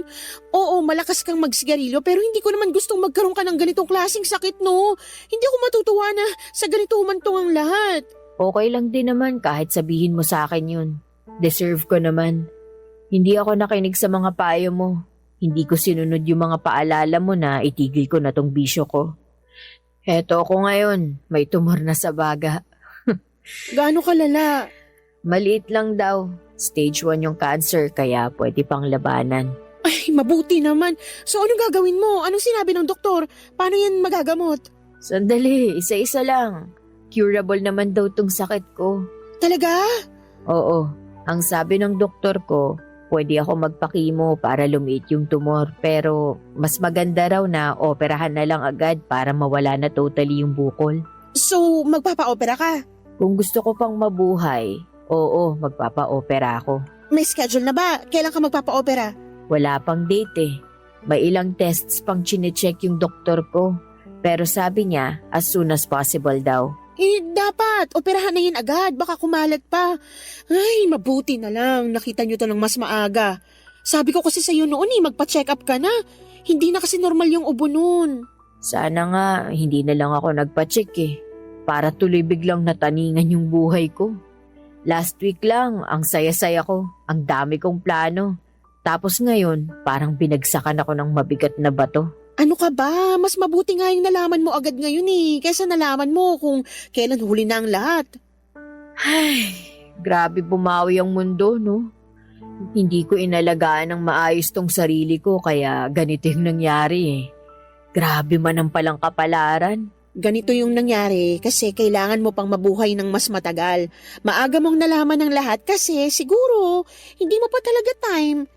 Kumbaga, binigyan ka ng second chance para baguhin ang mga mali, para ayusin ang lahat. Yun ay kung magiging successful ang operasyon. Sabi mo nga, maliit lang yung tumor kaya tiwala ako na kayang-kaya yung tanggalin ng mga doktor. Basta pagkatapos niya na, please lang, tumigil ka na sa paninigarilyo. Hindi na nga ako makatingin sa anumang yosi ngayon eh. Kapag nakakakita ko ng naninigarilyo, naninikip yung dibdib ko. Parang gusto kong sugurin yung tao para pigilan, pagsabihan na kung ayaw niyang matulad sa akin, itigil na niya ang paghit-hit. Eh, ba't hindi mo ginawa? Okay ka lang? Mamaya bugbugin pa ako, sabihan pa akong baliw. Alam mo naman kung gaano katigas ang ulo ng mga mahilig magbisyo eh. Ako na nga lang, hindi mo naman napigilan. Kailangan talaga yung madadala ka, no? Nakakalungkot lang na kailangan pang umabot ang lahat sa ganito para lang magbago ka. Kaya nga eh, mas matigas pa kasi sa bato tong ulo ko. Pero alam kong kaya mo tong labanan. Matapang ka eh. Araw-araw kitang ipagpapadalangin. Salamat. Mas pinili ko ang magpa-opera, Papa Dudut, para masiguradong tuluyan ng maaalis ang cancer sa katawan ko. Sa awa ng Diyos ay naging successful naman ang operasyon ko. Mabuti na lamang daw at maaga nilang na-diagnose ang sakit ko. Kung hindi, baka mas lumaki pa at may chance na kumalat pa ang tumor sa baga ko. Pagkatapos ng surgery ay ilang buwan din akong nagpagaling, Papa Dudut. Si Mona ang naging katuwang ko sa pagpapagaling at hindi niya ako pinabayaan sa healing journey ko. Nung makabalik ako sa dati ay doon ko lang sinimulan ang magbagong lifestyle, Papa Dudut. Nagsilbing eye-opener para sa akin ang mga nangyari. Para bang tinapik ako ng Panginoon at sinabihang kailangan ko nang baguhin ang pamumuhay ko kaya iyon ang ginawa ko. Naging mapili ako sa pagkain, umiwas na ako sa mga matatamis, mamantika, matataba at mga processed na pagkain. Tubig at fresh juice na lamang din ang iniinom ko. Paminsan-minsan ay nagkakape ako pero sinusubukan ko na rin itong iwasan. Prutas at gulay ang mga pangunahing pagkain na pinagtutuunan ko ng pansin. Inalis ko na rin lahat ng bisyo sa sistema ko.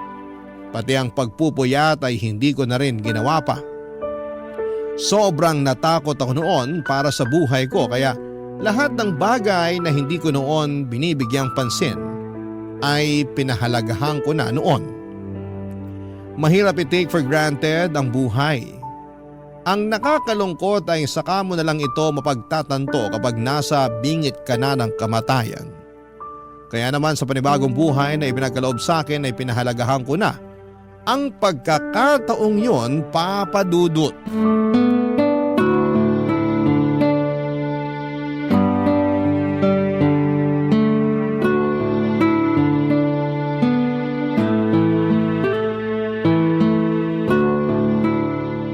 Oh, cheers!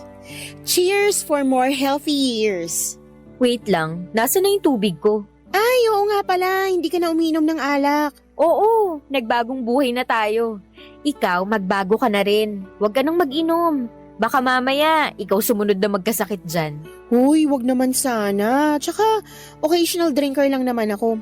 Iinom lang ako kapag may importanteng okasyon. Heto pala yung tubig ko. Game, cheers! Cheers! I-celebrate natin tong araw na to dahil 1 taong ka ng cancer-free. Congratulations! Salamat. Celebration din to ng bagong lifestyle ko. Akala ko mahihirapan akong isustain tong bagong buhay na to. Pero madali lang naman palang mabuhay ng healthy. Eh, malakas yung motivation mo eh. Kung ayaw mong maulit yung nangyari sa'yo, talagang pipilitin mong magbago. Sadyang eye-opener lang talaga yung nangyari sa akin. Salamat pala na hindi mo ko iniwan the past year. Sinamahan mo ko sa laban ko. Para saan pa't naging magkaibigan tayo kung tatalikuran kita sa mga araw na kailangan mo ng suporta, 'di ba? Yung sinasabing walang iwanan sa hirap at ginhawa, hindi lang para sa mag-asawa yun, para rin yun sa mga magkakaibigan. Mabuti na lang talaga naging kaibigan kita. Kahit gaano kasama ugali ko, may nanatiling tao sa tabi ko. Ako lang din naman kasi nakakaintindi sa ugali mo eh. Ako lang yung nakakatagal. Sinabi mo pa. Pero may kailangan pa tayong i-celebrate ngayon. Ano? Kanina ko pa binabalandra sa to eh, pero hindi mo napapansin. Tingnan mo tong nasa daliri ko. Bakit? Ano ba yan? Oh my gosh, Sing-Sing! Nag-propose na sa'yo yung boyfriend mo? Oo, engaged na kami! Congrats, Mona! Kailan pa? 2 days ago. Bakit ngayon ko lang to nalaman? 2 araw ka na palang engaged, hindi ko man lang alam. Wala namang nakakaalam eh. Ikaw pa lang yung pinagsabihan ko. Siyempre, sa'yo ko unang sasabihin. Mas nauna ka pa nga kaysa sa pamilya ko eh. Paano siya nag-propose? Ginawa ba niya yung long-time fantasy proposal mo? Yung luluhod siya sa harap ko habang napapalibutan kami ng red roses? Oo, yun nga. Hindi, pero mas romantic yung ginawa niya. Paano? Kwento mo dali. 2 days ago, sinundo niya ako sa work. Nag-mall kami, kumain sa restaurant, tapos binili niya ako ng dress. Dress? Para saan naman yung dress? Magpo-photoshoot daw kami para sa anniversary namin. Teka, next week pa yung anniversary nyo, di ba? Oo, gusto daw niyang mag-post ng picture naming dalawa kaya naisipan niya magpa-photoshoot. Then, pagka-uwi namin sa apartment niya, nakaayos na lahat. May mga flower, may kandila, may balloons pa. Siyempre, photoshoot nga kaya expected ko na may props, 'di ba? Hindi ko alam, proposal na pala yung nangyayari. Paano nga siya nag-propose during photoshoot? Oo, nakailang takes na kami nung sinabi niya. Gusto raw niya akong kunan ng nakatalikod. Eh di, tumalikod ako. Pagtalikod, wala akong mantay na flash ng camera. Pagharap ko, nakaluhod na siya tsaka may hawak ng singsing. Oh my gosh! Kinikilig ako! Ang nakakatawa, hindi pa man siya nagsasalita. Umiiyak na siya. As in? Oo. Hindi na nga niya nasabi yung speech na ilang araw na daw niyang prinactice eh. Ang nasabi na lang niya, will you marry me? Dahil sa sobrang kaba. Sana all ikakasal na. Gawin mo akong maid of honor, ha? Kung hindi, magtatampo talaga ako. Sino pa bang magiging maid of honor ko kundi ikaw? Kaya nga nalampasan mo yung cancer mo eh, kasi magiging maid of honor pa kita eh. May date na ba yung kasal? Wala pa, pero most likely this year na. Agad-agad? Ba't pa namin patatagalin? Eh sa edad kong to, wala na akong kailangang antayin pa. Ano pang ginagawa mo? Eh di magplano na tayo ng kasal. Ngayon na? Bakit naman hindi? Simula noon ay sunod-sunod na ang mga magagandang bagay na nangyari sa buhay ko. Para bang simula noong binago ko ang pananaw ko sa mundo ay naging maganda na rin ang pasok ng mga bagay-bagay sa buhay ko. Kaso nga lang, kasabay nito ay nawalay sa akin ang isa sa mga pinakamahalagang tao sa buhay ko. Si Mona. Understandable naman Papa Dudut na hindi forever mananatili sa tabi ko si Mona bilang kaibigan. Tatanda rin kami at magkakaroon ng kanya-kanyang pamilya, kanya-kanyang buhay kung saan ay hindi na namin kakailanganin pa ang isa't isa. Noong ikinasal si Mona sa kanyang asawa at bumuo sila ng sarili nilang pamilya, ay unti-unti kami nagkaroon ng falling out. Naging busy ako noon sa bago kong buhay, samantalang naging busy din siya sa bago niyang mundo. Magkaibigan pa rin naman kami, nakakapag-usap pa rin kami mayat maya at nagkikita kapag may mga importanteng okasyon sa buhay namin. Pero hindi na ito katulad ng dati, Papa Dudut. Siguro'y ganon talaga ang buhay. May mga taong ganon man kaimportante para sa atin ay mawawalay din sila mula sa atin at maintindihan ko naman yon. Sa mga sumunod na taon ay tuluyan nang tumigil ang ugnayan namin ni Mona, lalo na noong lumipat na siya sa Rizal. Saka ko na lang noon naramdaman ang kawalan ni Mona noong isang masamang balita na naman. Ang biglang bumagsak mula sa buhay ko at wala akong kaibigan na matakbuhan noon. Papa Dudut, pagkalipas kasi ng 5 taon, ay muli akong nakaramdam ng mga sintomas ng lung cancer. Ang sakit na minsan ko nang tinalo at nilabanan. Barangay Love Stories. Barangay Love Stories. Kinumpirma ng sarili kong doktor ang pagbabalik ng cancer sa katawan ko, Papa Dudut. Sa pagkakataong yun ay hindi katulad noong naunang findings. Mas aggressive na raw ang cancer sa lungs ko. Noong panahong yun ay feeling ko ay tinidor ako ng mundo. Alam kong ginawa ko ang lahat para baguhin ang buhay ko. Ginawa ko ang lahat para maging healthy ako sa nagdaang taon, pero sa huli bumalik pa rin ang cancer.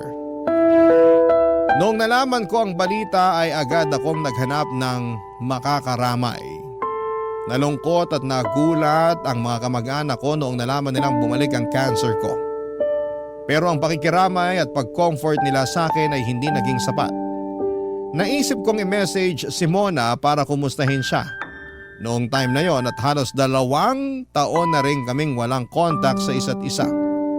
Ang huling message ko sa kanya ay noong binati ko siya ng happy birthday. Ilang araw bago ako nakatanggap ng reply mula kay Mona at noong nalaman niyang may dala akong masamang balita, pinagalitan niya ako. Dahil hinala niya ay bumalik na naman ako sa paninigarilyo. Pero noong sinabi ko na never ako nagyosi simula noong nagka-cancer ako, ay sa kanya ako inimbita sa bahay nila. Matagal na panahon na akong hindi nakakadalaw sa bahay nila Mona. Ang huli ay noong nanganak ito bago pa nagka-pandemic.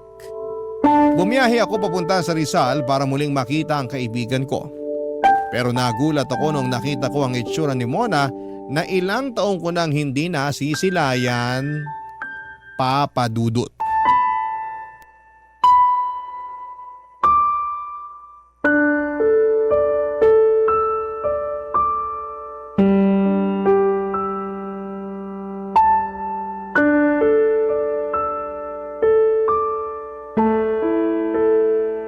Mona, anong nangyari sa'yo?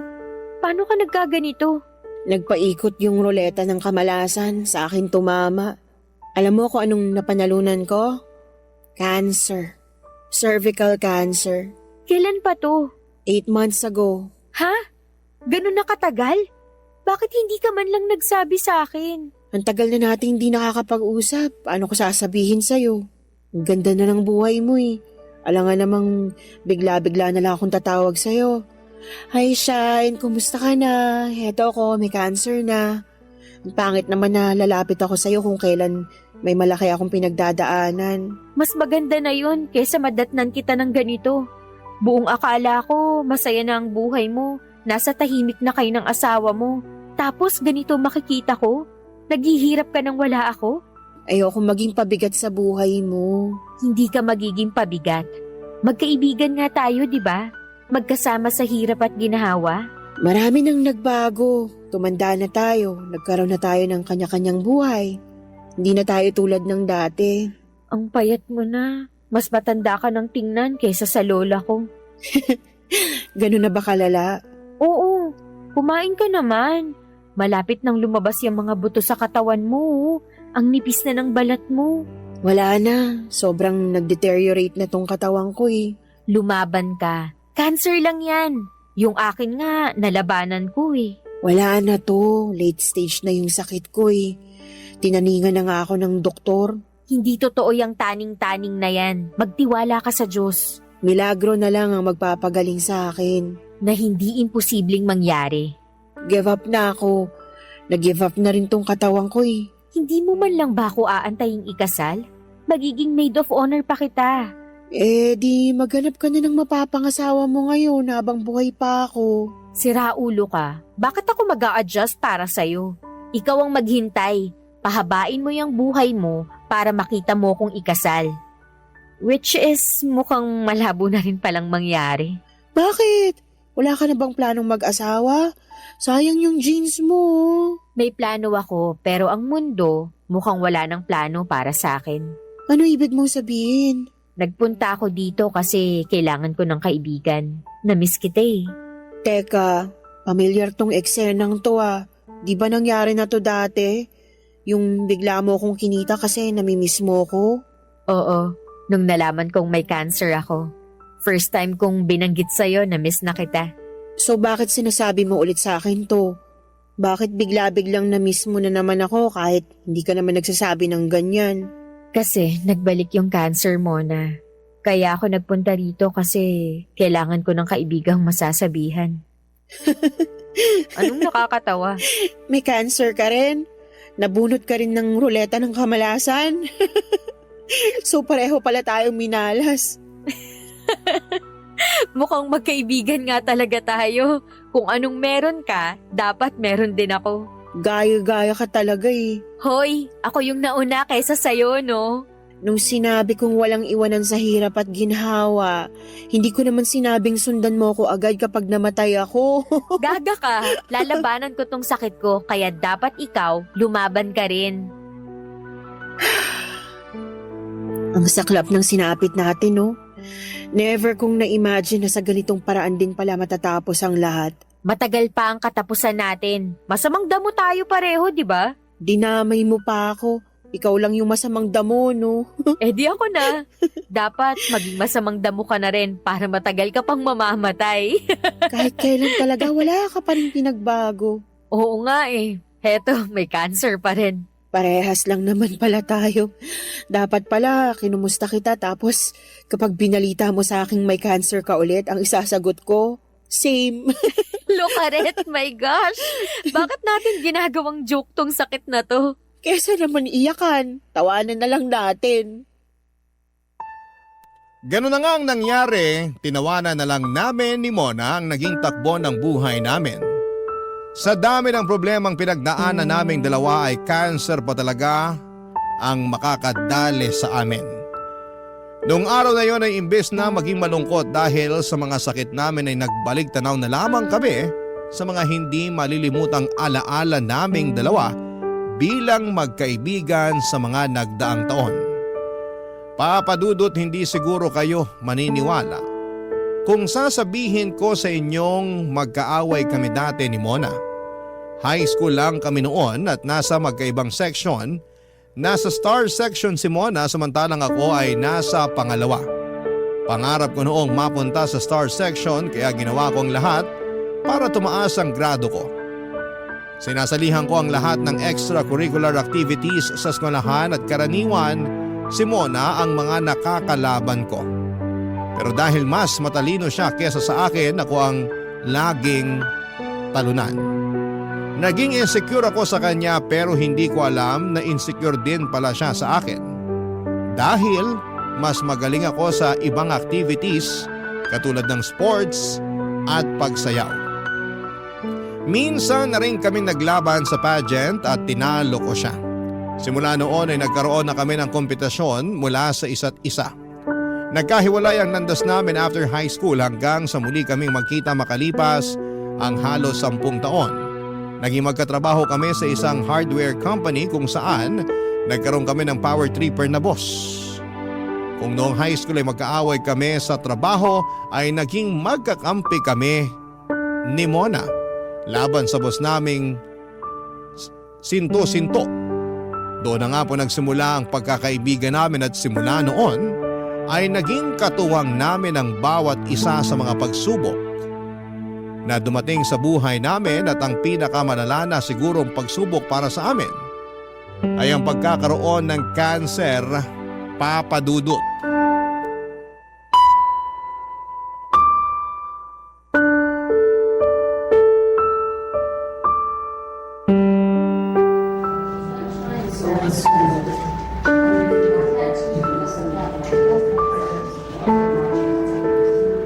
Mona, tulog ka na? Hindi pa. Pinapahinga ko lang tong mata ko. Sabihin mo lang kung gusto mong magpahinga para maiwan kita, hindi kita maabala. Huwag kang umalis. Araw-araw na nga ako nakahiga, pagpapahingahin mo pa ako. After nito, hindi na ako gigising pa kaya susulitin ko na tong natitirang oras ko. Gabi na rin kasi, dapat masunod natin yung oras ng pahinga mo. Pagbigyan mo na ako. Gusto ko magpuyat katulad ng dati nating ginagawa. Yung nagchichismisan tayo hanggang madaling araw? Oo. Gusto kong balikan yung mga araw na yun. Gusto ko na puro happy memories ang nasa utak ko bago ako mamatay. Ano bang gusto mong pagkwentuhan natin? Yung love life mo, wala ka na ba talagang planong mag-asawa? Te, busy pa ako sa sakit ko. Wala akong time para sa love life na yan. Nakafocus ako ngayon sa baga ko, hindi sa puso. Sayang naman kung di ka makakapag-asawa. Mas sayang kung mamamatay na ako ngayon. Ano yun? Sasabayan kita? Oo, pero sabay nating tsikahin si San Pedro. Sira, parang ewan to.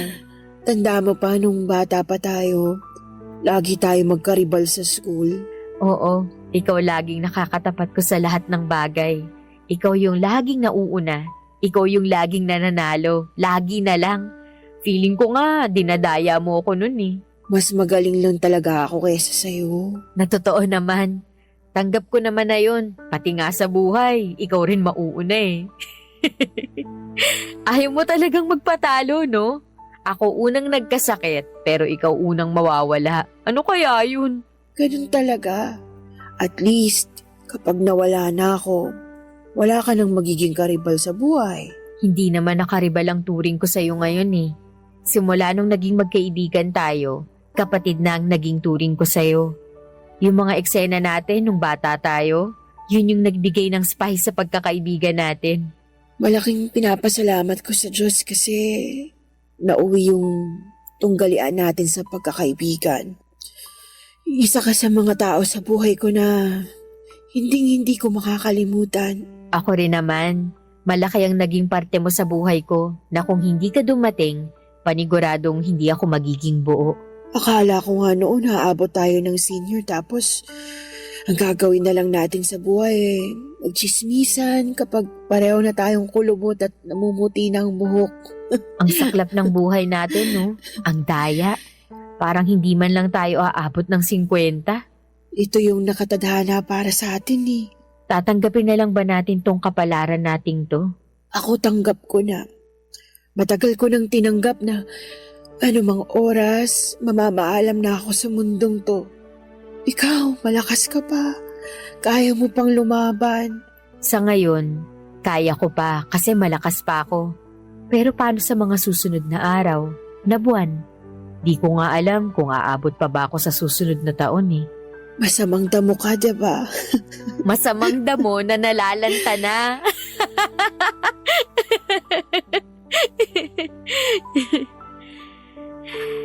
Mamimiss kita, Mona. Ako rin.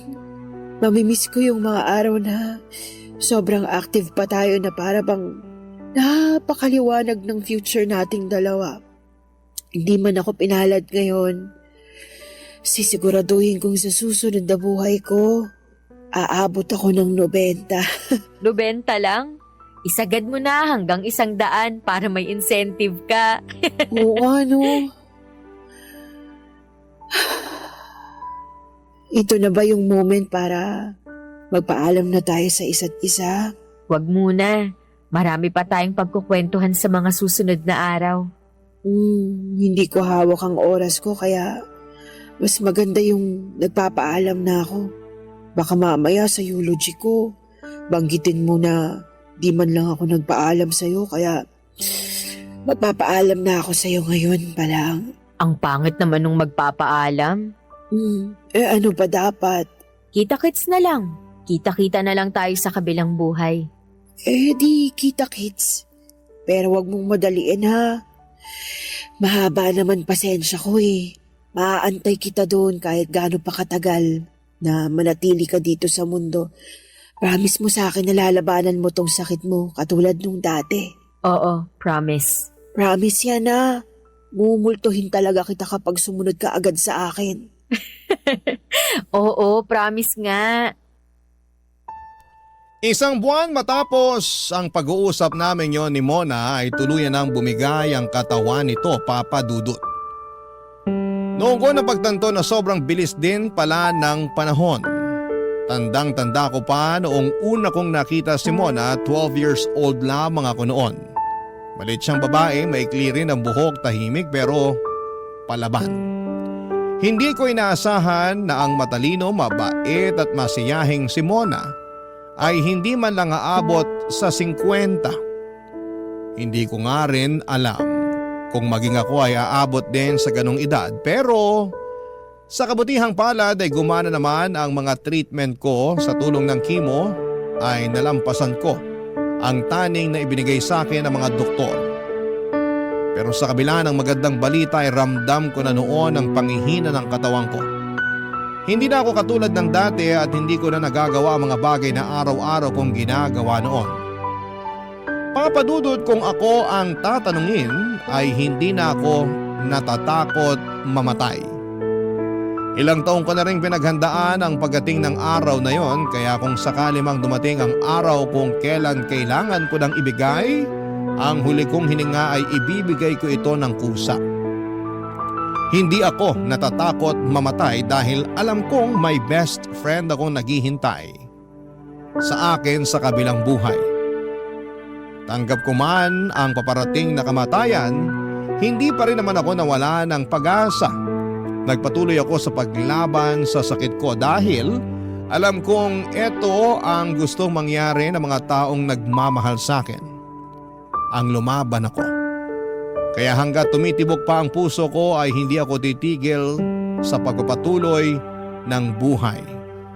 Hindi ko alam kung hanggang kailan ang itatagal ng buhay na pinahiram sa akin. Pero hanggat nabubuhay ako ay gagamitin ko ang nalalabing oras ko sa mundong ito para makatulong, magbigay ng inspirasyon at magbahagi ng kabutihan sa kapwa ko. Maraming salamat po Papa Dudut and more power sa inyong programa.